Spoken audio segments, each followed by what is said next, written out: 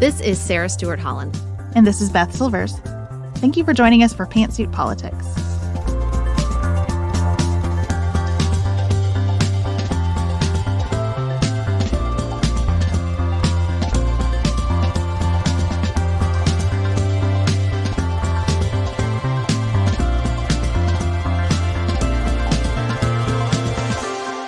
Hello and welcome to Pantsuit Politics. Today, we're going to do a good old-fashioned roundup. You guys, we're going to talk about the Senate and their dress code. We're going to talk about Senator Bob Menendez. We're going to talk about the writer's strike coming to an end. We're going to talk about government funding. We're going to talk about the agony of the school drop-off line. We got a lot of things coming at you this episode. We're excited. I hope what that communicates to you is that we're comfortable with range, and that is how we approach our speaking events as well. We are very focused right now on our 2024 schedule. We also might be able to get in another event or two this fall, so just reach out if you've ever wanted us to come to where you are. We will do our best, but we love getting in a room and listening and learning and just responding to whatever the room wants to hear. We appreciated so much the feedback of Maryville College's president, Brian Coker, who said that we are incredible listeners and that we were very attentive to the questions and perspectives of the students and community. That's what we're about. We want to come to your place and be in your space with your people and be helpful there and be immediately relevant to what's going on for you. So if you would like to have us come speak to your business or school or organization, you can check out our website, pantsuitpoliticsshow.com, or just reach out to Elise at hello@pantsuitpoliticsshow.com. Up next, we're going to talk about Bob and Nadine. Sounds like a country song.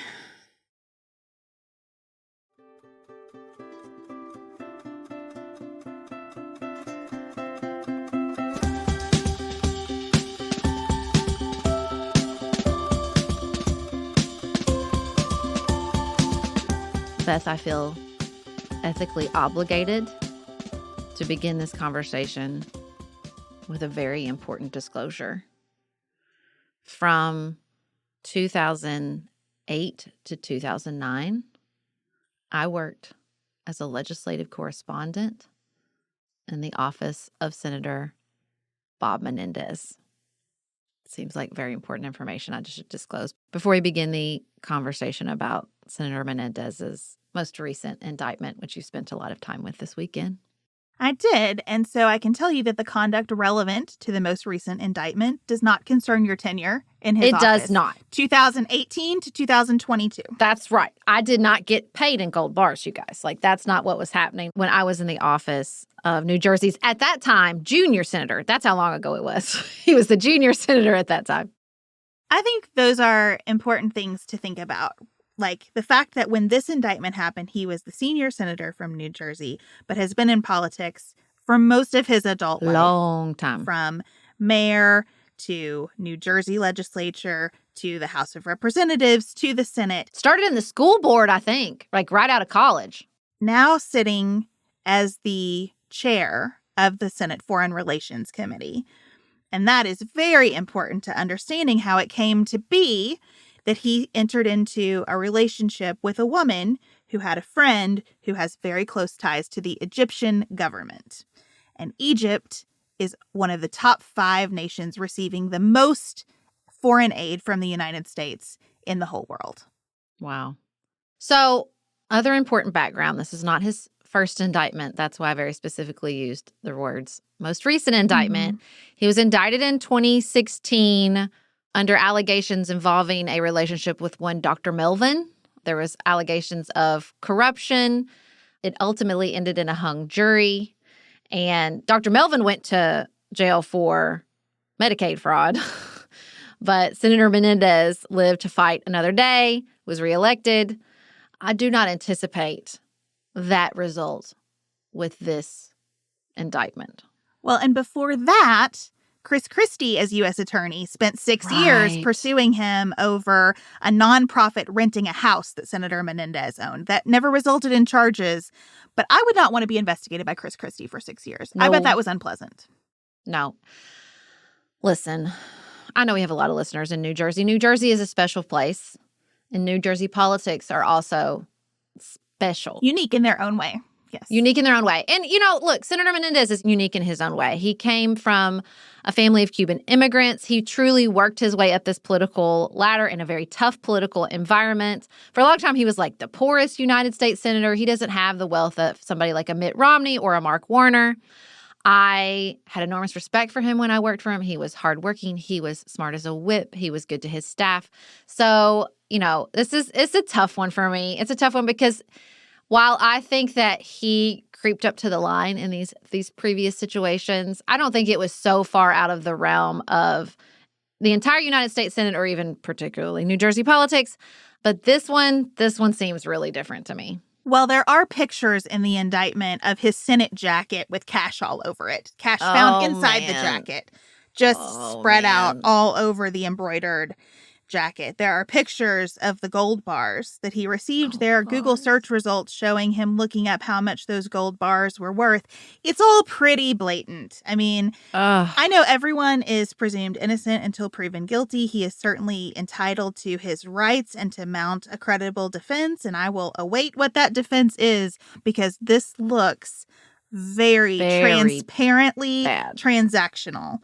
That you took meetings without your professional staff in order to have conversation about what would scratch the backs of the folks who would also be scratching yours. It's the worst of what you think of when you talk about dirty politics unfolding on these 39 very well documented pages.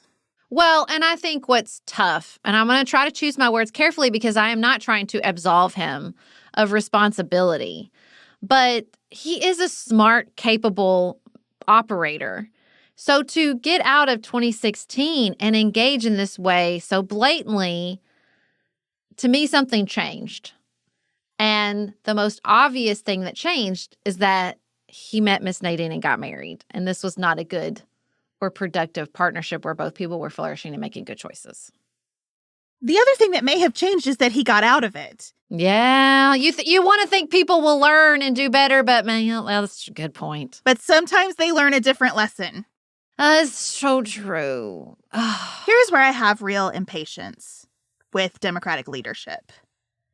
After all that, he was formally admonished by the Senate Ethics Committee. He should not have been chairing Senate Foreign Relations. I understand you can't do anything about the fact that the people of the state of New Jersey elected him again very shortly after the hung jury in that last trial. But he should not have been chairing this committee. This committee of all committees, where he has a lot of opportunity to put holds and to sign off on millions of dollars of aid that very few people understand. Yeah.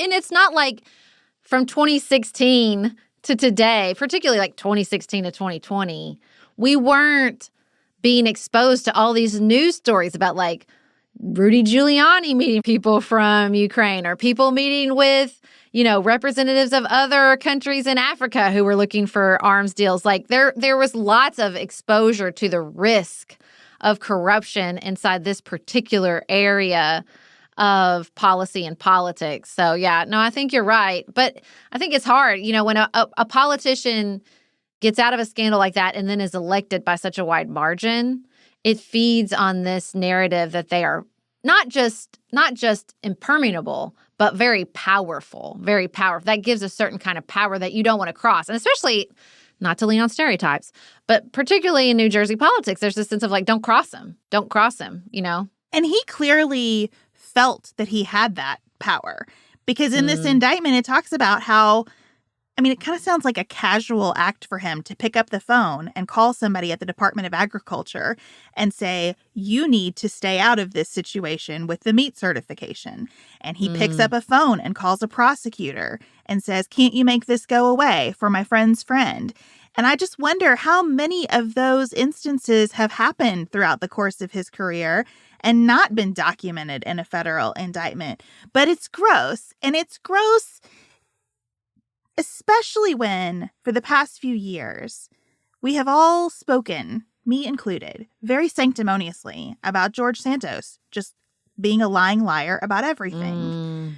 Well, this is a level of corruption that, to me, is even worse than someone lying to get elected, because he is entrusted with such responsibility over how the United States interacts on the global stage.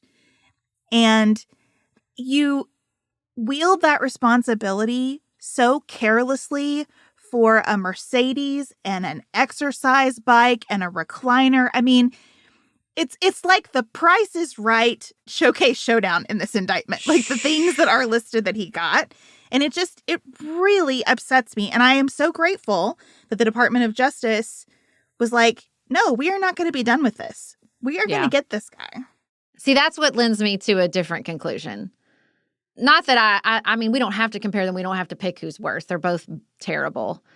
But I think with George Santos, lying to voters when there's just not a great process to correct that, to me, is really problematic, as opposed to lying inside a process where everybody's watching you very closely to say, we don't do that. Like, it was kind of interesting to, a week ago, read the New York Times and about all these arms deals, about how Prigozhin operates in Africa, and like get in my head and think, see, this is how much worse it could be. And then you read this Bob Menendez indictment and you think, are we better? But yeah, we are, because he's going to go to jail. Like, because we had a process to catch this level of corruption. The presence of corruption does not mean the institution is broken or failing or nothing good is going on inside the United States Senate. What you're looking at is a process to catch that corruption. And look, law enforcement is going after George Santos too. And Bob Menendez is still a senator, so maybe they're really not that different at the end of the day. It's not like we're still, at this point, depending on whether he'll resign or if he'll be able to be removed from office, which is a difficult process, as it should be.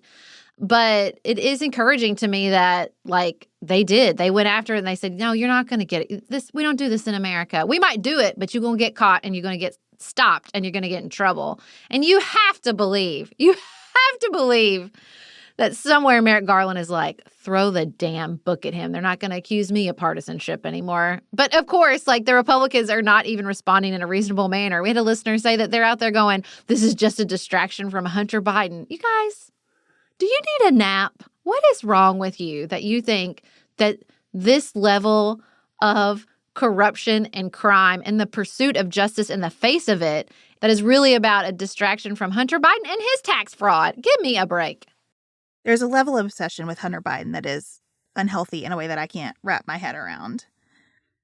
I also saw that the former president and current Republican frontrunner has, in light of these events, called on all Senate Democrats to resign.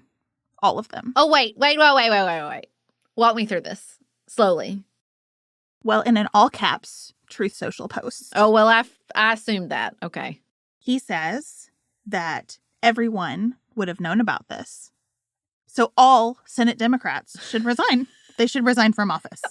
And Bob Menendez, can you imagine what a small fish he is in the grand scheme of the corruption in this party? Imagine if they searched all of Joe Biden's homes, what they would find. They kind of gave Joe Biden a heads up that they were going to search all of his homes. In other words, get rid of the gold and the cash. This is what he does, right? There's like a thing, and he goes, well, that now is everything. That's but not everything. If it's about him. Not when it applies to him. He definitely Opposite. did not include a footnote about the corruption that he has facilitated. I am laughing to keep from crying. I know. My mother was on vacation with some friends, and she was like, what about Trump? And they said, he's done nothing wrong. Okay. She's like, the 4 indictments, nothing. They're like, he's done nothing wrong. Okay. And I just, Beth. Look, if that's what you believe, it's because you want to. Yeah, okay. That's all I can say about it. If you look at Donald Trump and you say this man has done nothing wrong, that's because you really want to believe it. And I think that if you look at Bob Menendez and say this man has done nothing wrong, it's because you want to believe it. But no one's saying that. And I am not equating the two. That's what's so frustrating. The Senate Democrats are like, he got to go.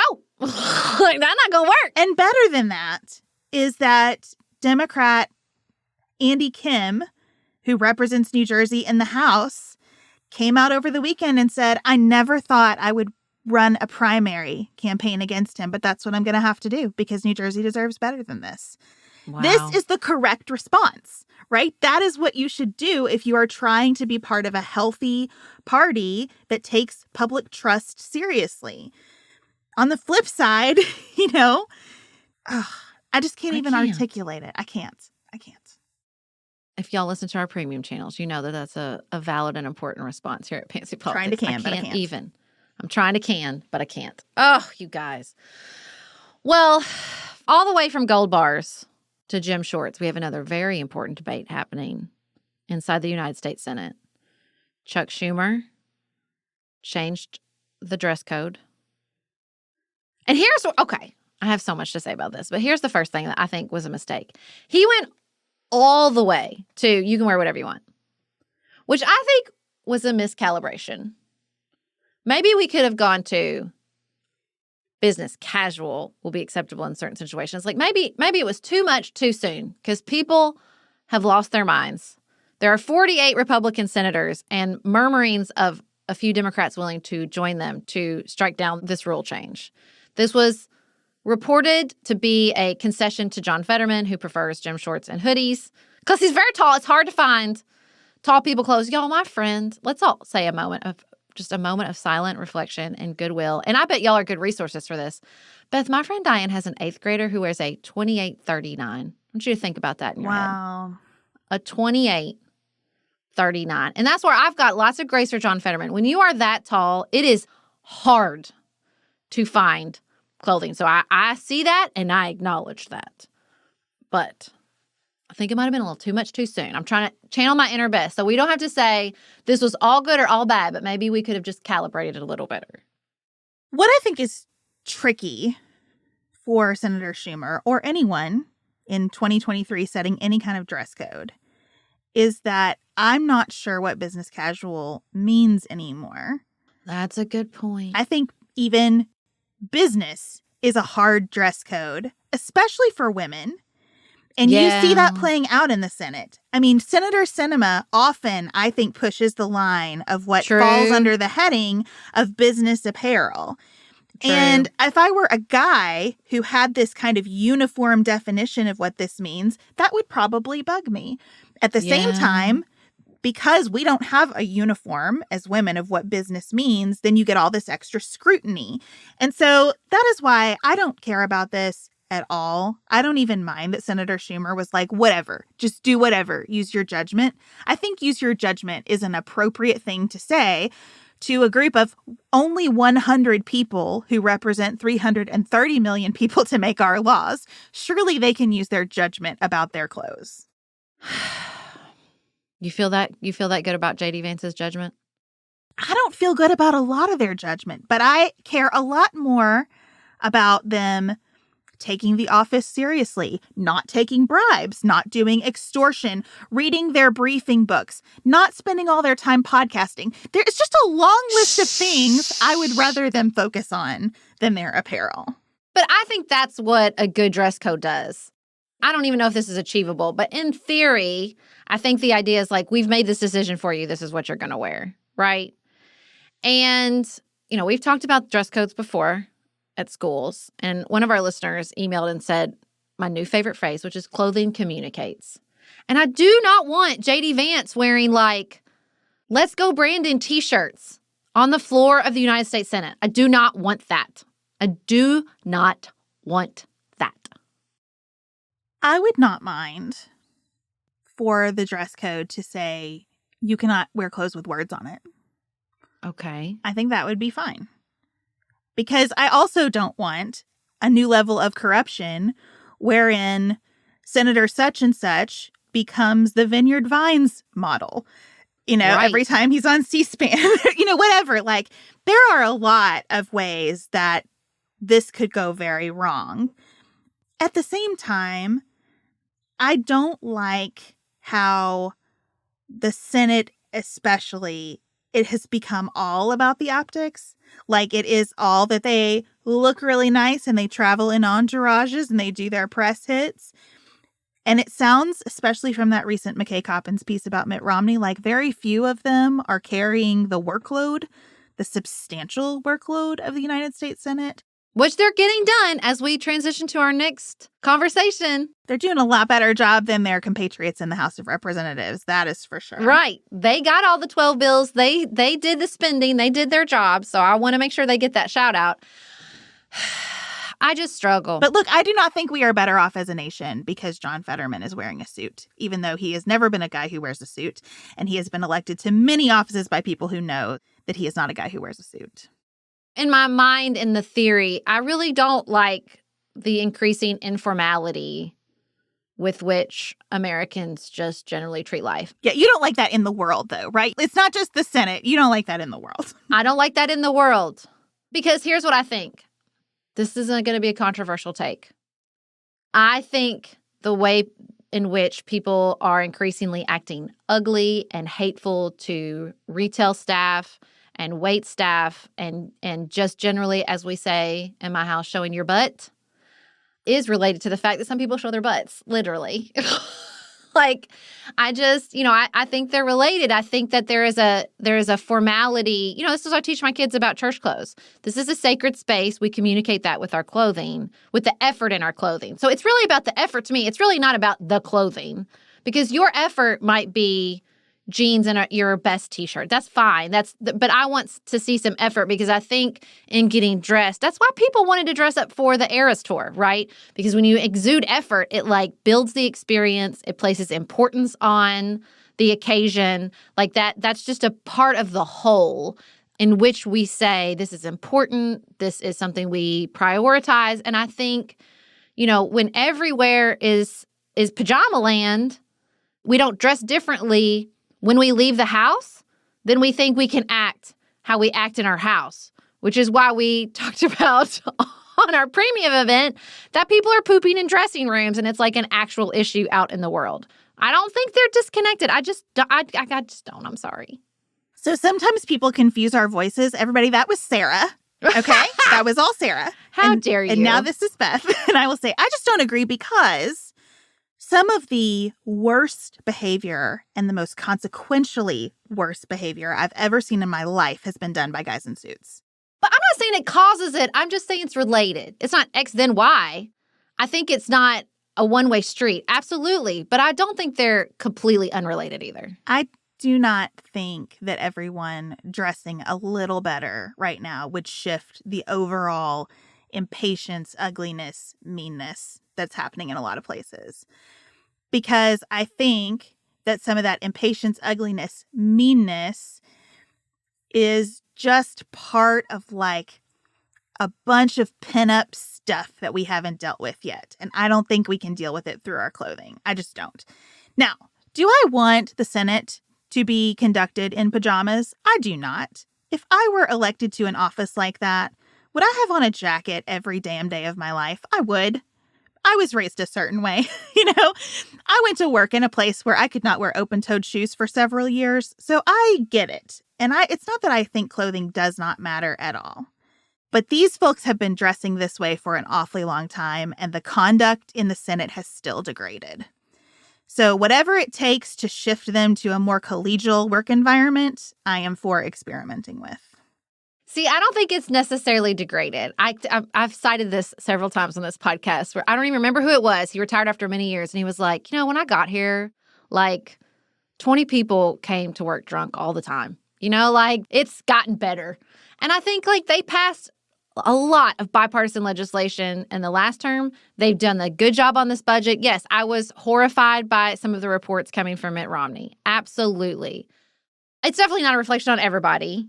Listen, Dick Durbin's out there doing everybody's jobs. But so I just don't want to get in a cycle of they're the worst, they're just getting worse. Because I don't think that's consistently true. I think it's a more complicated story. I'm not saying you're saying that, but I think it's easy to get in that space.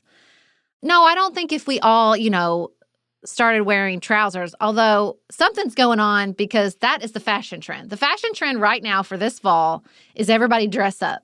Trousers, blazers, blouses, which I think is fascinating, right? That's fascinating. So why is that? There's something going on there. We've all seen The Devil Wears Prada. The blue is never just a blue, right? And so I think that's interesting. At the same time, everyone is out there trying to elevate that we have this moment in the Senate where they're telling John Fetterman, basically. And I think that's probably some of the difficulty of this. Like, of course, nobody wants to make John Fetterman's life harder.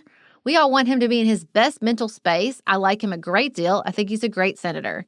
But it's just tough. Even understanding his wardrobe choices and understanding why and understanding they elected him, I don't really even want to see him in gym shorts and a hoodie on the floor of the United States Senate. I just don't. I'm sorry. And dress codes are a part of making places more inclusive. They just are. Mm-hmm. And so if this leads to a world where people are more comfortable coming to work as their authentic, full selves, I think that that's worth experimenting with. Again, they should just be able to use their judgment. They're senators, for God's sake. But some of them have bad judgment, Beth. Well, it was really interesting because the New York Times did a whole piece on the new generation of Congress people like Max Frost and all these really young state legislators and what they're choosing to wear. And it was fascinating because their thing was, I don't want to be the cookie cutter. I want to use my clothes because, why? Clothing communicates, to communicate authenticity. Like this one state legislator, really young female state legislator was like, I never want to match. Like, I don't want my two sets to match. I want them to be different. And I think there has got to be a place, and maybe we just need to whiteboard dress codes and start over, where we allow people, because this is the work, like this is a dumb thing, but if we can get it right in this dumb thing, maybe we can get it right in bigger spaces where we can find the balance between you are an individual as a part of the whole. We want you to be comfortable expressing yourself and conveying what you would like to convey with your clothing, and also finding that space where everyone in this institution or in this organization is going in the same direction and feels comfortable. Because, look, I think we tell ourselves that clothing is just individual choices, but our clothing, not just because it communicates, I really do think it affects other people because human beings are comparison machines. That's what we like to do. And so I'm sure you're right. I think when Krista Cinnamon was pushing the bar, you know that there are some people that are like, well, I'm following the rules. It's like Mary Martha from the Bible. That's why that story is so impactful. And so I think we do have to find that balance with dress codes. You know, it's not, you and I are podcasters and go, what do we do when we get together? What are you wearing? So it works together. Like there's always that balance of like me wearing what I want to wear and making sure our clothing is not working together, but just like heading in the same general direction. Yes, because I never want to be distinguished by my clothing. I want to be distinguished by my work. And what I have found in my career is that your clothing, if it is distinguishing you, often inhibits your ability to be distinguished by your work. As a woman, if you are noticed for what you're wearing in professional environments, that is what's going to be discussed, good or bad, instead of the quality of the work that you're doing. And I would just prefer more of our senators distinguish themselves through their work. That's all. Well, John Fetterman said, I'll wear a suit if those bozos in the House get the government funded. And that's what we're going to talk about next.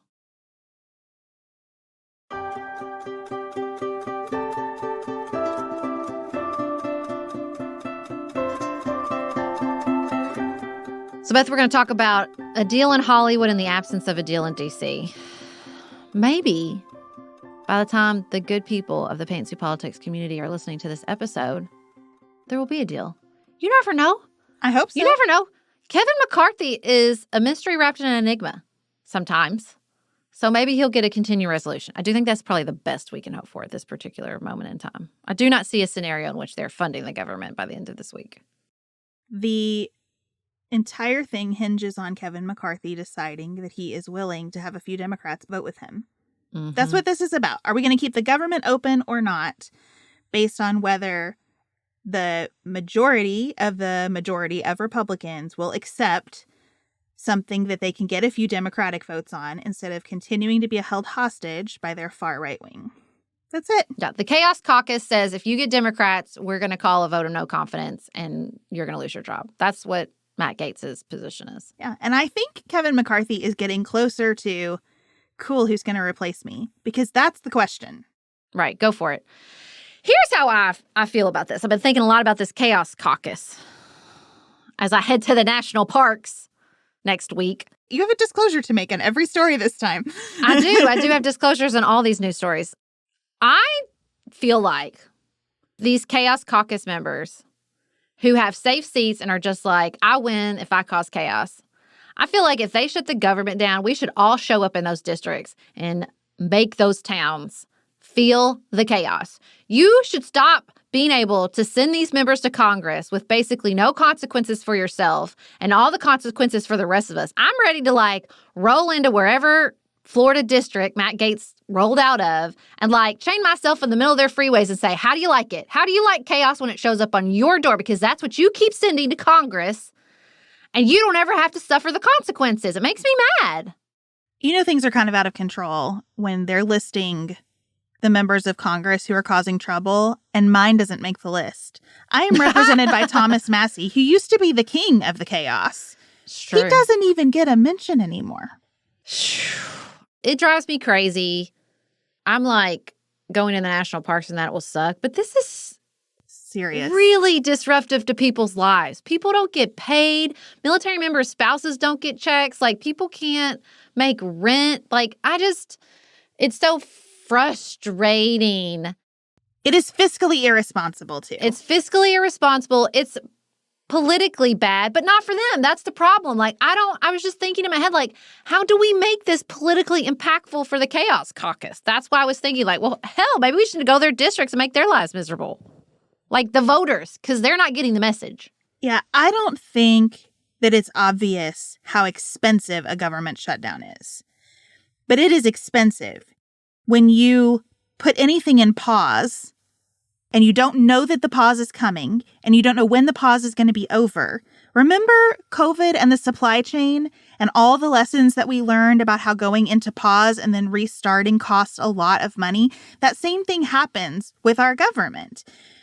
It costs the macro economy money. Some of it we get back, but not all of it. And for people who work for the government, and there are millions of them doing all kinds of different jobs, even though they get back pay, which again is expensive for the government to handle, money has a time value for them. Yeah, just to ask people to work for free. Yes. Just to look at millions of people and say, hey, could you work for free because we don't want to agree to the deal that we negotiated under the debt ceiling that's already been passed through the Senate. So could you just, work for free for a while we make people mad? We heard from someone who said, yes, I'll get my back pay, but my power company doesn't care that I haven't gotten a paycheck yet. I will still be charged interest on my bills that are accruing while I'm working without getting paid. It's terrible. And I put so much blame for the possibility of this turmoil on Speaker McCarthy's shoulders because he continues to allow this very small group within his majority to hold the reins. I always think about the beginning of Taylor Swift's song Bejeweled with him. They are walking on his peace of mind in shoes he gave them as a present. And he keeps putting them first when he's not in their top 5. Come on, guys. They don't like him. They want to oust him. They want to provoke the shutdown. They want to do the motions to vacate because this is how they get all of the attention on them. And attention is their whole deal.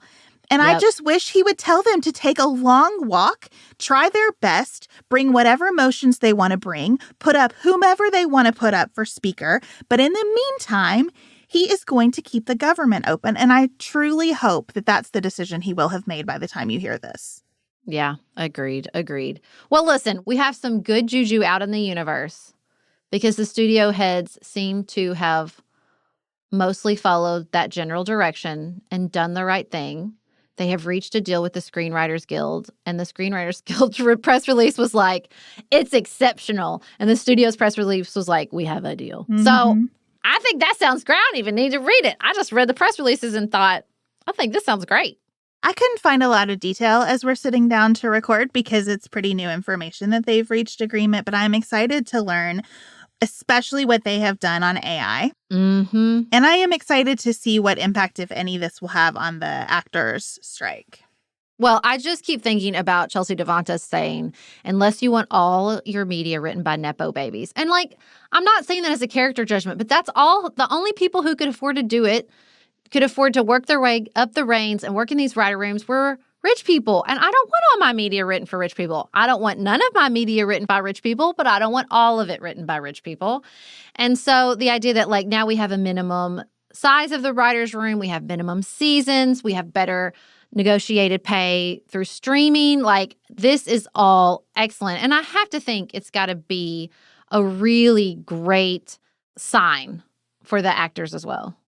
And I also think that it is a better long-term move for the studios to invest in people than technology. Mm-hmm. Because if you think about how quickly a lot of the sort of age me, look at me in these fantastical scenarios, like the way that we have applied AI to content creation on social media, in my mind has already kind of flamed out as being interesting or discussion worthy. So in the long run, having people writing the stories is the way for stories to continue to be something that we really treasure and that we'll continue to spend money on. And I'm glad that the studios were not so short-sighted as to dismiss that. Well, I think that they were just feeling the heat. I mean, I don't think they just decided to be nice. But it sounded like the negotiations moved forward when the actual CEOs came to the table and they had investors saying, like, we don't want to stomach this cost. This is going to be expensive and it's going to have a long tail. So let's get this wrapped up. And I'm really, really, really glad they did. I want people to be paid fairly, especially in creative work, but all work. Now, we still have the auto strike going on. Did you read that they're getting closer with Ford? So they didn't expand the strike into the Ford distribution centers and factories, which I thought was very interesting, that we've got a little divide and conquer going on among the big three. I would think it's very much in the interest of different automakers to distinguish themselves around this strike because it has been bad, I think, for the studios to be the studios. Yeah. Instead of these individual businesses that have their own goals and pursuits and way of interacting with their employees. So I think Ford made a really smart decision to separate from the pack a little here. Well, and I think that they just have really high stakes. Everything I read about Ford is like they are putting all their chips on electric and they have to get it to the market and they have to make it successful and they have all these pre-orders for the F-150. And I just think that they saw the writing on the wall. And I just think it's so interesting that you see these common threads, that you see technology, electric vehicles, artificial intelligence, like disrupting these industries. And, you know, the optimist in me, the sort of always seeing the positive things. It's not that I think like, oh my God, thank God for the pandemic, but it is an interesting confluence of events where you have these important technological innovations and these really disruptive transitions that just so happen to take place during this pandemic, which really, really accelerated a lot of the labor forces, where you have labor in such a strong position in the midst of these really intense transitions. Like, it's a historical accident. I would go back and obviously undo the pandemic if I could and save millions of lives, obviously. But I do think it's important to like recognize, like, sometimes pieces get moved and they're painful, but they lead to these really interesting moments that can have positive impact. I also think things are cyclical. We like change. That's why I think we're getting dressed up again. We wore our comfy clothes for a couple years. We're tired of it. We're going to get dressed up again for a while. Then we'll probably go back to the comfy clothes again. And you see that throughout history. There are these surges in labor movements, followed by periods where we go, oh, that went a little too far. We're going to tighten this back up. Deregulation, tight regulation. I mean, we just do this in a lot of different eras. And so if you are feeling like, woo, this labor stuff has kind of gotten out of control, just wait. It will probably change again. I think having that seasonal perspective on things helps me not get too concerned in one direction or the other. But I do think that the conversation, especially about the use of technology, is productive and important and like adds a chapter to this part of human history where we're saying like we've kind of stumbled into a lot of technological innovation. Perhaps we should not keep stumbling.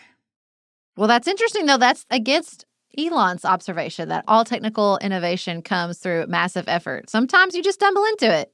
I think both things are true. That some people exert massive effort to get these new products to us, and the rest of us go, oh, that's cool.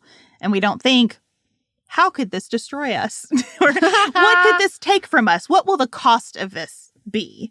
And I am glad that at least in entertainment, they're stepping back to say, what will the cost of this be? And the auto strike, too, is a lot about what will the cost of these technological changes be? Well, I'm encouraged by all of this. I don't feel like there's too much labor movement, too much labor strikes, too much any of that going on. Because for years on this podcast, we said over and over and over again, and continue to say, like, we need to have a conversation about this. Like, we need to talk about this as a society. And I think this is one of the best ways that we can actually talk, quote unquote, or have a conversation as a huge multicultural democracy. I think these industries, very huge, influential industries, literally coming to the table and saying, what does this mean for you? What are the costs and benefits? What does this mean for you? What are the costs and benefits? Is hugely important because of the nature of these strikes and the way they affect all of us. And look, this is even true to a certain extent with government funding, is it just includes all of us. Like, we all have a certain amount of skin in the game, which makes these conversations productive and important, where we're really thinking through, what does this mean? What is the impact of electric vehicles? Do we have enough charging stations? If we're going to have a massive amount of government spending on this infrastructure, what is that going to look like for the people building it? What is that going to mean? How do these pieces fit together? And, I think it's complicated, in-depth thinking, which I think is why you see a little bit of exhaustion among the American populace. But I actually don't think what we're feeling right now around politics, you see all these polls, people are exhausted. They don't want to listen to politics. They don't want to listen to the news. I don't think that it's that they don't want to think about it. I think they realize that we have some real in-depth things, and they don't see that depth in the coverage, right? That I think there's this imbalance between what we understand to be happening in our economy, in our government, in our institutions, like this intense transition, and the fact that a lot of the news and politics coverage is like Lauren Boebert at Beetlejuice. You know what I'm saying?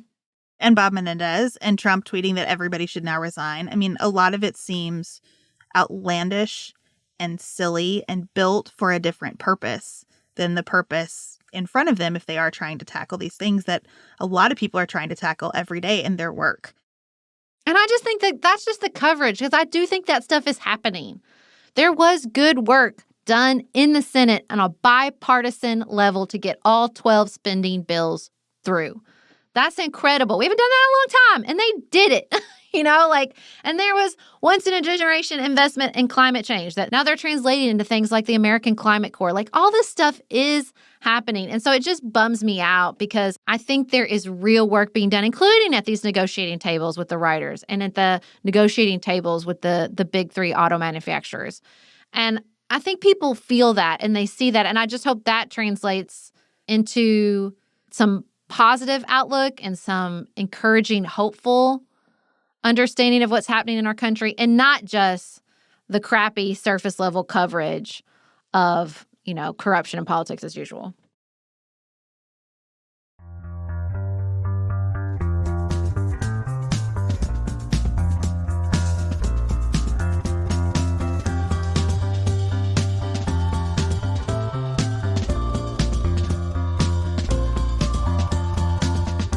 Beth, I sent you an article from The Atlantic by Angie Schmidt. It's called The Agony of the Car Line, and I thought that would make an excellent outside of politics, as everybody's officially back to school now and officially back in the car line. Another important disclosure. Neither you nor I spend any time in the car line. No, the only times that I have spent in the car line were truly exceptional circumstances, and I vowed to never do it again unless it was absolutely necessary. And now I schedule everything in our lives with a good buffer for the bus to be late, because I will not be in the car line. Okay, so your kids take the bus to and from school? To and from school, yes, they do. So in the continuing theme of disclosure on this podcast, so my children take the bus home 1 to 2 days to 3 days a week, depending on the child, because I have a child in elementary school, middle school, and high school. Because of just a lot of luck in city planning and business placement, my children walk to their extracurricular activities a majority of the days. Everybody, elementary, middle, and high school, they all walk to their music lessons. Amos walks to his art lessons. Now, my mom takes Felix to some doctor's appointments once a week, but she gets him off the bus and takes him because he gets off the bus so soon. That's part of it. He gets off the bus. He's like the first stop, so he does not spend much time on the bus. But now my children do get taken to school in cars in the morning, and this is a missing piece of this article, which is we carpool. At the very least, if there is some component of your life that just does not work with the bus, like I get it. The bus comes super, super early here. I think Griffin and Amos would have to be out there at like 6:30 in the morning. And that seems unnecessarily harsh. I hate school start times anyway.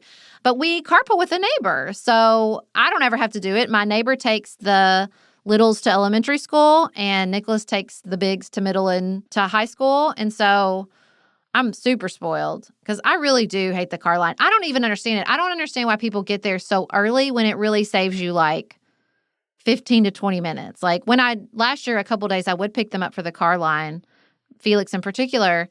And I would like pride myself on being the last person to roll through so I didn't have to wait. But it does seem like complete inefficiency, terrible design. People are sitting there idling their motors for like truly hours. I will go drop something off for Felix at the elementary school, and there will be people already waiting at the front of the car line at 1 o'clock, and they don't get out until 2:50. It happens here too. Now, I try to remember that everybody's school is different, neighborhoods are different, kids are going to school under vastly different circumstances than mine are. Maybe there are places where getting there and being the first in the car line matters a ton. Yep. And certainly when I was commuting into Cincinnati from Northern Kentucky every morning, a 10, 15-minute shift in when you left could save you an hour because of rush hour traffic. That's so true. And so it can really affect things. That sucks that's the choice you have to make. It does suck. That's not on you. That's a bad design if the choice is get there an hour early or be an hour late for work. We've messed up, America. And truly, I don't know how people who have to be at a place at a time, like not the works from homes like we are, deal with the variability around buses. Yeah. And with the spread, so my middle schooler gets on the bus a few minutes before 7 a.m. My elementary student now does not get on the bus until 8:50. 8:50 is after the school day has already started. They split her route into two because there were too many kids and not enough bus drivers. And so she is missing 20, 30 minutes of classroom time every single day. That is the plan. This is not a temporary. Surely they're going to tighten that up, Beth. I hope so. And I'm not complaining. I understand. They're doing their best. Everybody is trying to solve this problem. No one wants this. We have principals in our school district who are starting to regularly drive buses because there are not enough bus drivers. And I can see just in the email and the Bloom's communication that principals are spending huge portions of their day on transportation logistics. I am not mad at anybody. I'm not blaming. I'm not criticizing from the sidelines. If I could drive a school bus, I would. No one wants me to drive a school bus. I cannot do it. I've been in a car with her. I don't mean to be ugly. You don't want her drawn a school bus. I am not a great driver. I am not a confident driver. I cannot do it. But it is a real problem. There's a lot of spatialness that goes on with a school bus. Yeah, and I have no spatial ability whatsoever. I do want to plead my case for carpooling because I do think this might be at least a medium-term solution.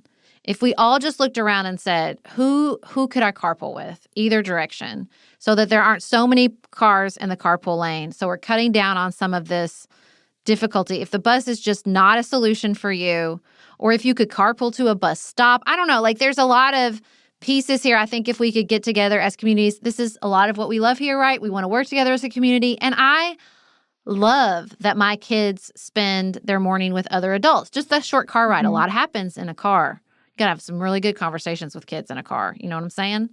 And so, like, I like that my neighbor Courtney is in their life every morning and they're listening to her music on the radio and talking with her about things. Like, I think there's a lot of extra benefit to this.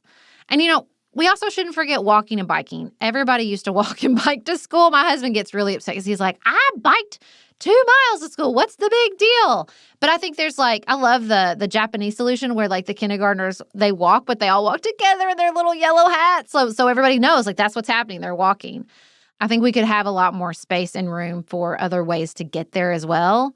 But this is not working. We need to, again, start brainstorming because I don't think it's serving the schools. I don't think it's serving the parents. I don't think it's serving the students. There has got to be a better way.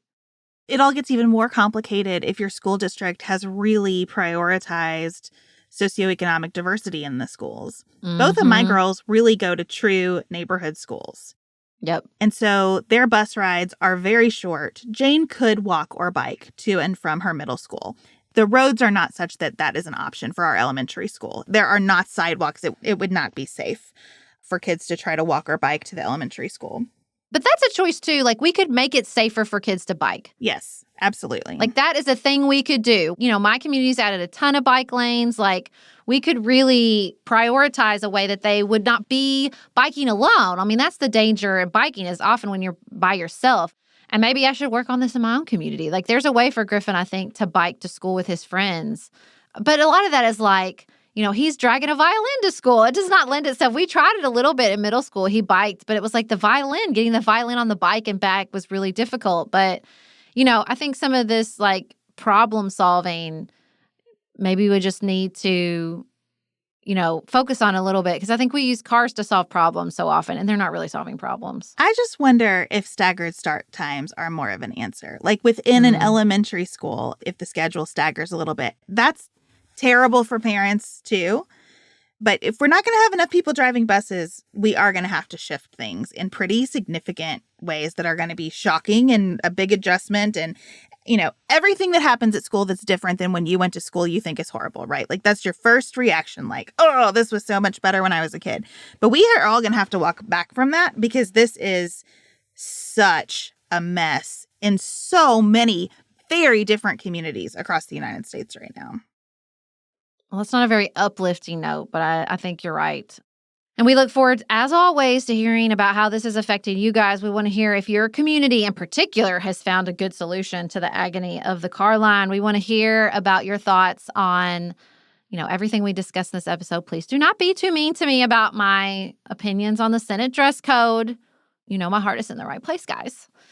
Now, before we wrap up, we are still working on our speaking schedule for 2024. We're filling up. We've got some really exciting opportunities. It does look like we're heading to Indianapolis finally. We've had so many people interested in bringing us to Indianapolis. We're excited about that. So if you want to get on that schedule, please give Elise an email at hello@pantsuitpoliticsshow.com. You can also go to pantsuitpoliticsshow.com and check out our website, which has lots of interesting testimonials from people that we've spoken before and more information. So check that out. We will be back in your ears on Friday. And until then, keep it nuanced, y'all.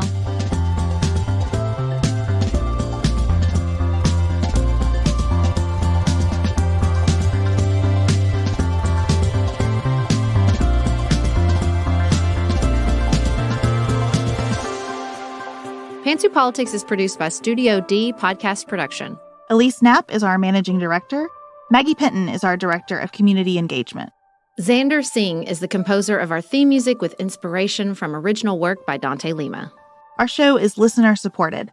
Special thanks to our executive producers: Martha Brunitsky, Allie Edwards, Janice Elliott, Sarah Greenup, Julie Haller, Tiffany Hassler, Emily Holiday, Katie Johnson, Katina Zuganellis-Kasling, Barry Kaufman, Molly Kors, Catherine Vollmer, Lori Ladow, Lily McClure, Linda Daniel, Emily Neasley, The Hutchins, Tracy Putoff, Sarah Ralph, Jeremy Sequoia, Katie Steigers, Karen True, Annika Uvaline, Nick and Elisa Valelli, Amy Whited, Emily Helen Olson, Lee Shea McDonough, Morgan McHugh, Jen Ross, Sabrina Drago, Becca Dorval, Christina Quartararo,